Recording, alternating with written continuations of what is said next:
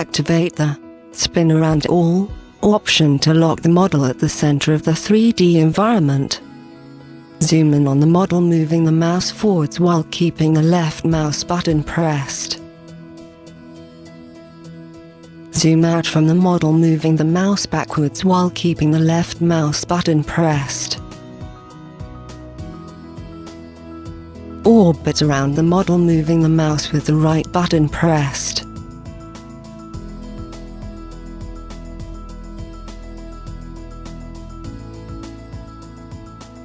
Move the model around within the scene by keeping the mouse wheel button pressed.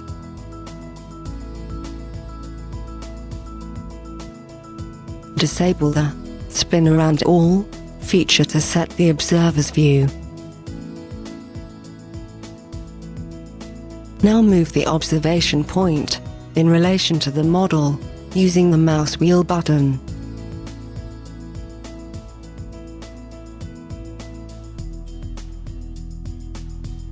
Keep the right mouse button pressed and move the mouse backwards and forwards to raise or lower the observation point.